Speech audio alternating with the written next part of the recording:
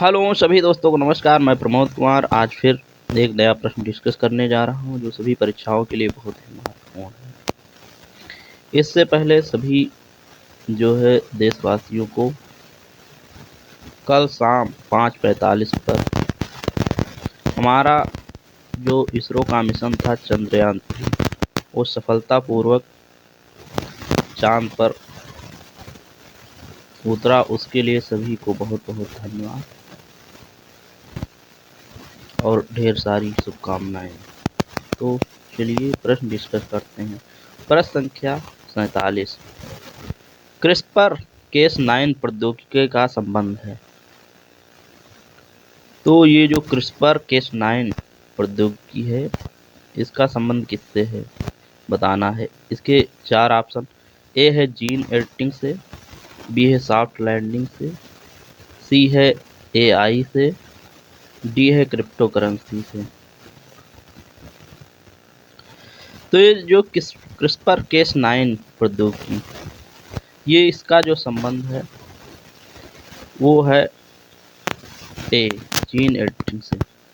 तो ये क्यों चर्चा में आ गया है अभी जो है इसलिए चर्चा में आ गया है क्योंकि बायोटेक्नोलॉजी के साइंटिस्टों ने जीन एडिटिंग के माध्यम से एक सरसों की वरुणा प्रजाति जो है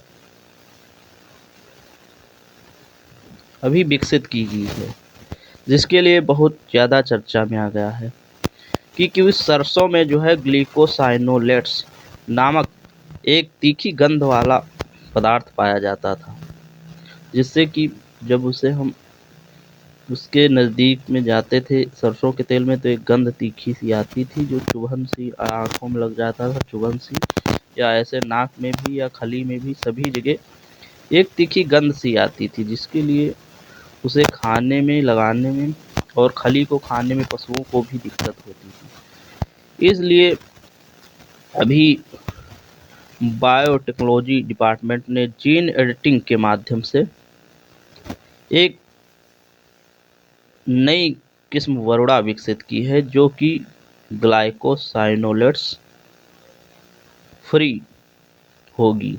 इसलिए अब सरसों के तेल में गंध नहीं होगी जो वरुणा किस्म है। इसमें जीन एडिटिंग क्या होता है? किसी कोशिका या जीव के DNA में विशिष्ट परिवर्तन करने की एक विधि होती है। ये क्रिस्पर Cas9 जो है ये एक आणविक कैंची इसे कहा जाता है। ये जो है किसी पार्टिकुलर जीन को हटाने या जोड़ने का काम करती है। तो इसलिए इसका जो है उपयोग हम जेनेटिक इंजीनियरिंग में करते हैं, क्योंकि जो है हमें जो है भारत को $20.84 बिलियन लगभग जो है 16,07,270 करोड़ रुपए का तेल आयात करना पड़ता है अन्य देशों से।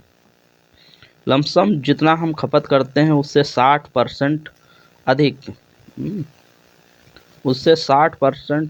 अधिक जो है हमें तेल आयात करना पड़ता है। तो इसलिए जो है हमारा भारत का जो विदेशी भंडार है, विदेशी मुद्रा भंडार, वो भी जो है खर्च होता रहता है। इससे जो है हमारा जो है विदेशी भंडार जो है वो हमारा धीरे धीरे खर्च होता रहता है। तो इसलिए जो है हमें विदेशों पर तेल के लिए निर्भर रहना पड़ता था। हमारी मुख्य तिलहनी फसल जो भारत की मुख्य तिलहनी फसलें हैं वो सरसों है, सोयाबीन है। तो इन्हीं से हम जो है तेल जो है प्राप्त करते हैं।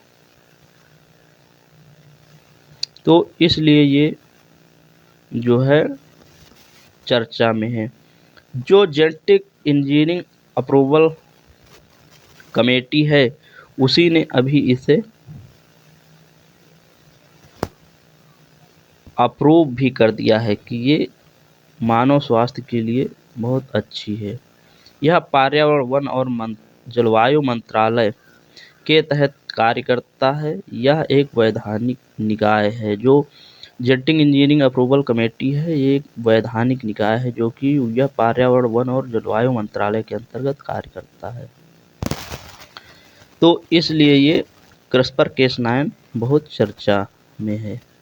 दूसरा है सॉफ्ट लैंडिंग से, क्योंकि कल ही 23/8/2023 को शाम 5:45 पर हमारा जो है चंद्रयान 3 मिशन चंद्रमा पर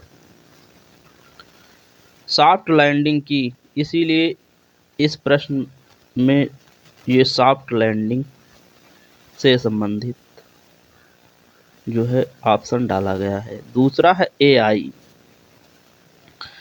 अभी जो है आर्टिफिशियल इंटेलिजेंस के क्षेत्र में 2 बहुत बड़ी उपलब्धियां हुई हैं, जो कि ChatGPT और दूसरा जो है वो है जो अमेरिका के एक शहर में बिना ड्राइवर के जो है गाड़ियां चलने की अनुमति मिल गई है।